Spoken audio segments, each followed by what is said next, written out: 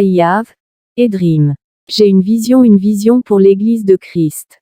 Une vision rédigée vers 2016 qui s'accomplit aujourd'hui. Gloire à Jésus-Christ. Reçu par l'évangéliste Jean Gratien du groupe Jésus revient. Chers frères et sœurs dans le Seigneur, j'ai un rêve pour l'Église, la véritable épouse de Christ. J'ai le rêve de voir l'Église de Christ comme à l'époque primitive, où les chrétiens vivaient en harmonie, totalement séparés du monde. Acte 2 versets 42 à 47. Je rêve d'une Église de Christ, unie dans la foi, la vérité, la sainteté, l'amour, la fraternité, la solidarité et le partage. Acte 2 versets 42 à 47. Je rêve d'une Église où chacun ne défend plus son ministère, sa dénomination ou sa congrégation ouvrant la porte de la division entre chrétiens à la gloire de l'ennemi, mais une Église où tout le monde défend l'Église unique de Christ bâtie sur la saine doctrine et la sanctification ayant pour une seule vision, le royaume des cieux. Je rêve d'une Église de Christ où le peuple ne soit plus victime des doctrines théologiques et démoniaques, mais enseigné selon les saintes Écritures, inspiré par le Saint-Esprit et prêché selon le fondement des apôtres. Hébreux 13 verset 9 1 Timothée 6 verset 3 à 4. Je rêve d'une Église où le peuple ne considère pas seulement le bâtiment comme le temple de Dieu qu'il fréquente dans la chair, mais considère en priorité leur propre vie qu'ils doivent garder sainte pour que le Seigneur puisse y habiter. 2 Corinthiens 6 verset 16 Je rêve d'une Église où on ne fait plus la différence entre les brebis et les dirigeants, car l'un et l'autre se confondent par l'esprit d'humilité et d'harmonie. Acte 20 versets 18 à 20. Je rêve d'une Église où on ne copie plus le monde à travers la mode, la musique et les comportements païens, mais où le monde soit attiré par notre vie chrétienne saine.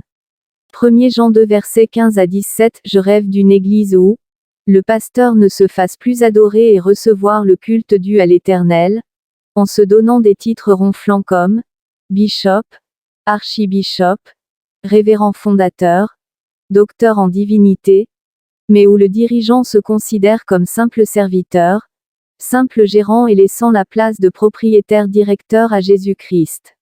Matthieu 23 versets 5 à 12 Je rêve d'une Église où le pasteur ne se considère plus comme celui qui a droit d'être servi par le peuple, mais qui a le devoir de servir le peuple. Matthieu 23 verset 11 Je rêve d'une Église où la photo du pasteur ne soit plus affichée partout dans l'Église, son siège en grand fauteuil bourré imposant sur la chair, mais où l'image invisible de Christ soit gravée dans le cœur du peuple et la place d'honneur laissée à Christ. Colossiens 1 verset 12 à 19 Je rêve d'une Église où le message n'est pas taillé sur mesure pour caresser la chair et rendre chétive et anémier l'âme, mais où la vérité est prêchée, déchirant la chair, afin de nourrir l'âme et l'esprit. La nivaquine n'a jamais été douce dans la bouche, mais ça guérit. La parole doit donc jouer son rôle d'épée à double tranchant. La parole de Dieu est aussi un marteau qui brise les cœurs en roc. Hébreux 12 verset 4 Je rêve d'une Église où le peuple n'est plus obligé de s'incliner devant la femme du pasteur, assise en première dame sur le pupitre, parée comme Jézabel. Mais où la femme du pasteur se confond au peuple et s'efface, s'habillant en modestie, en donnant de bons exemples d'humilité et de soumission à son mari dans le ministère. 1 Timothée 2 verset 12 Je rêve d'une Église où on ne fait plus dans la même année l'anniversaire du pasteur, de l'Église à part, de sa femme à part, de la fondation de l'Église à part et du mariage du pasteur à part pour collectionner des enveloppes, et fonçant l'Église dans des vanités mondaines. Mais une Église où tout se fait uniquement pour le royaume des cieux et la gloire de Dieu. Amos 5 verset 21. Je rêve d'une Église de Christ où les femmes ne s'habillent et ne se parent plus comme des sirènes de Jézabel, avec des mèches, des boucles d'oreilles, des fards, des faux ongles, des collants en sexy exposant leurs parties intimes, semant les germes de l'impudicité, des convoitises charnelles et des envies impures. Mais une église où les femmes s'habillent comme de vraies servantes de Dieu, en toute simplicité, décente et avec pudeur respectant les recommandations de Paul dans 1 Timothée 2 verset 9 qui dit « Je veux aussi que les femmes, vêtues d'une manière décente, avec pudeur et modestie, ne se parent ni de tresses, ni d'or, ni de perles, ni d'habits somptueux. Je rêve d'une église où le peuple ne se fait plus diriger par des femmes pasteurs, exerçant une autorité qui ne leur est pas permis, croyant aider Dieu. Mais où les femmes connaissent leur rôle parmi les hommes et l'accomplissent en toute soumission et humilité en donnant de bons exemples d'obéissance à la jeune génération. 1 Tim 2 verset 12, 1 Corinthiens 14 verset 34 à 35, Je rêve d'une église où les femmes se couvrent leur tête dans la présence de Dieu, et ne portent pas de pantalon comme recommandé dans la parole. 1 Corinthiens 6 verset 13. Deutéronome 22 verset 5, Je rêve d'une église où le peuple n'est plus empoisonné avec des messages de prospérité tous azimuts, où le péché est banalisé, avec le concept de séduction selon laquelle le salut ne se perd pas.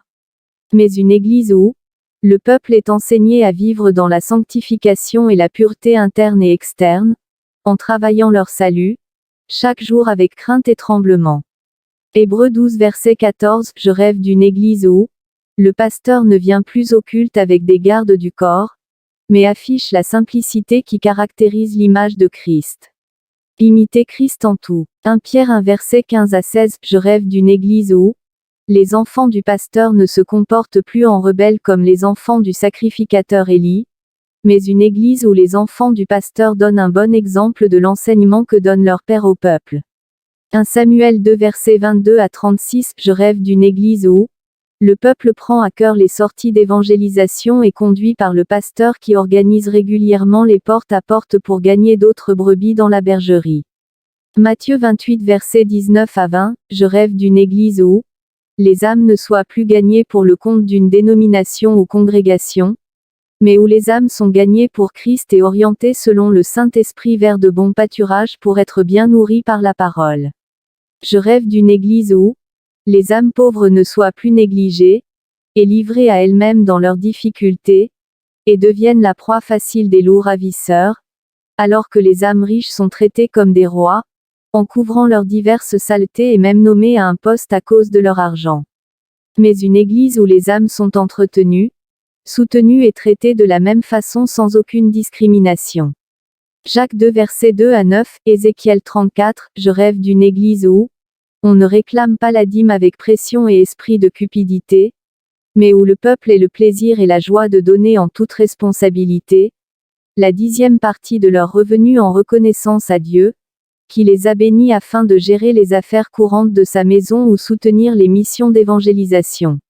Malachie 3 verset 10, 2 Corinthiens 9 verset 11, Je rêve d'une église où la dîme et les offrandes ne sont plus méprisées avec esprit d'avarice, obéissant aux faux docteurs du XXIe siècle, qui sèment la confusion pour le plaisir de leur maître Satan pour asphyxier les vrais serviteurs de Dieu dans la mission.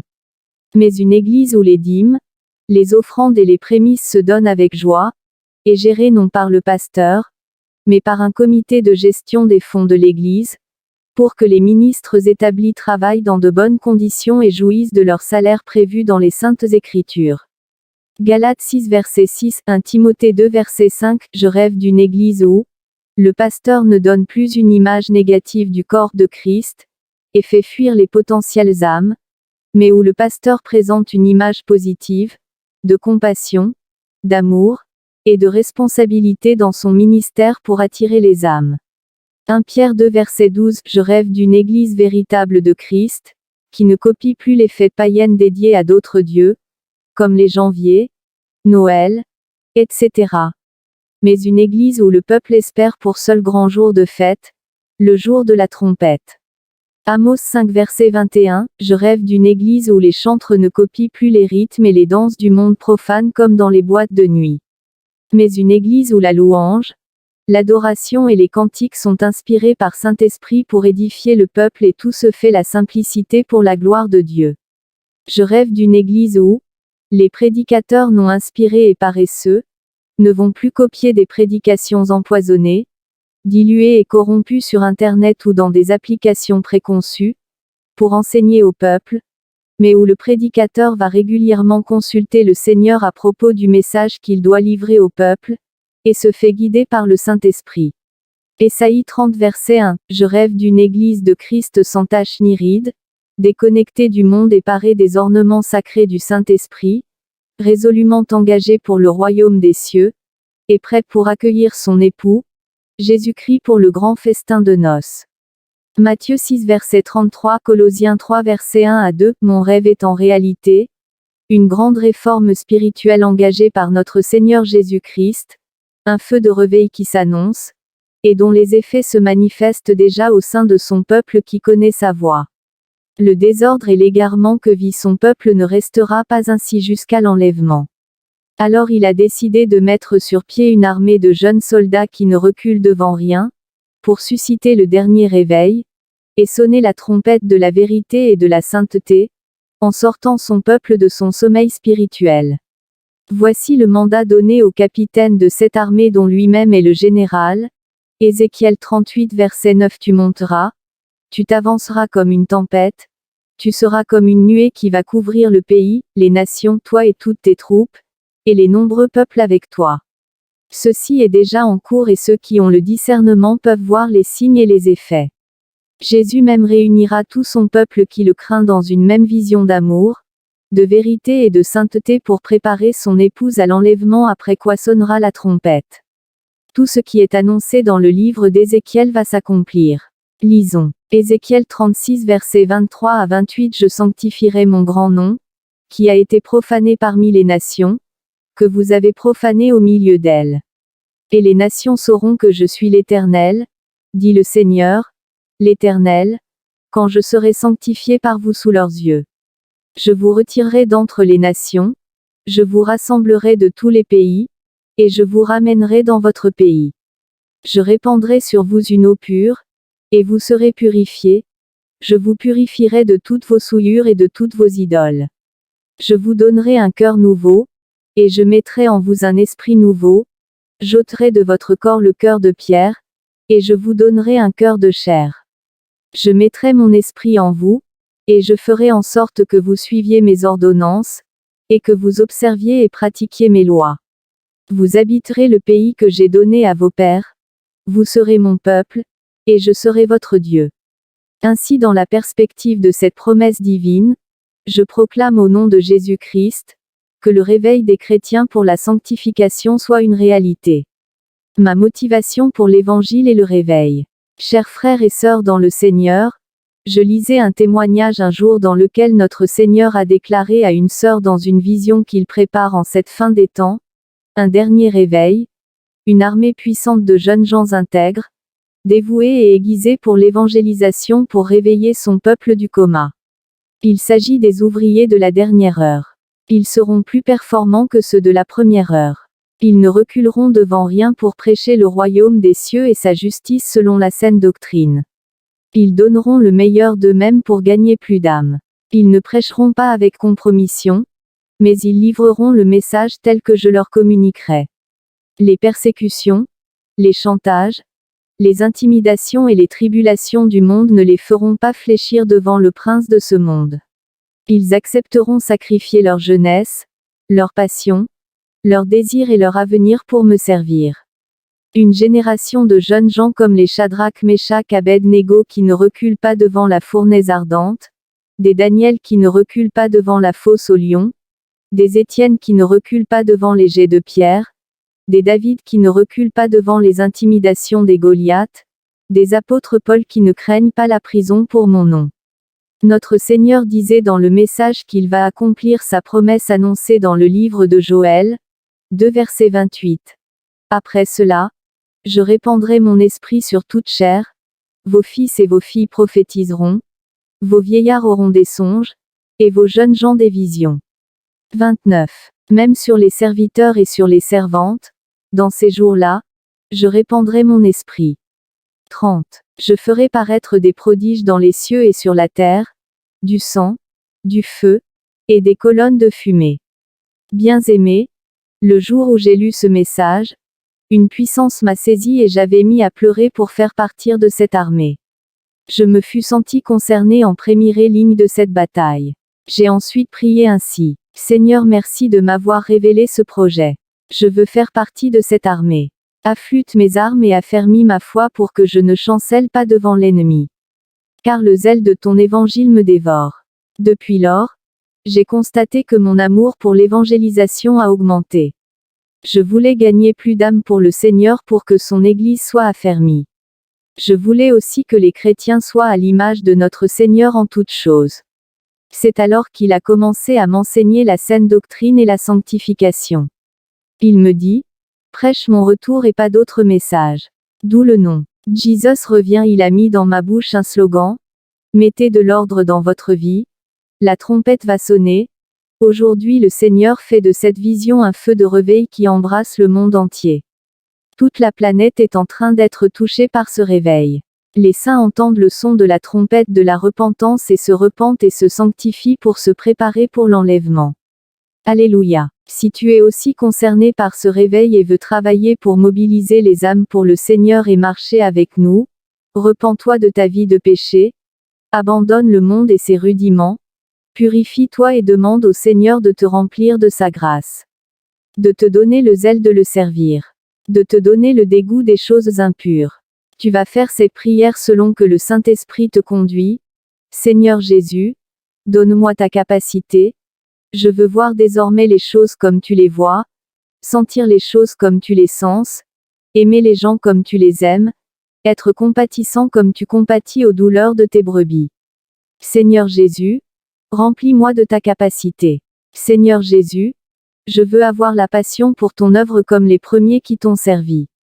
Seigneur Jésus, donne-moi le dégoût des choses du monde. Donne-moi le dégoût des choses qui font plaisir à ma chair. Donne-moi la passion des choses spirituelles, l'amour pour les choses saines et pures pour le bonheur de mon âme. Seigneur Jésus, je veux vivre pour le ciel et non pour la terre. Seigneur Jésus, soutiens ma foi et tiens-moi dans la fermeté, la fidélité et l'intégrité jusqu'à la fin. Seigneur Jésus, je ne veux pas rater ma couronne au ciel. Seigneur Jésus, ne me cache pas ta face ce jour, fais-moi grâce au moment où je te supplie. Seigneur Jésus, efface mon nom du livre de l'enfer et écris mon nom au ciel. Seigneur, efface mon nom dans le livre des ténèbres et écris mon nom dans le livre de vie. Seigneur Jésus, j'aime sentir ta présence. Ça me rassure. Seigneur Jésus, je t'aime. Mon cœur t'embrasse. Mon âme te bénisse. Ainsi, Acte 1 verset 8, vous recevrez une puissance, le Saint-Esprit survenant sur vous, et vous serez mes témoins à Jérusalem, dans toute la Judée, dans la Samarie, et jusqu'aux extrémités de la terre. Ensuite procure-toi sans délai, d'un mégaphone et ta Bible et commence par sortir pour annoncer l'évangile du retour de Jésus-Christ.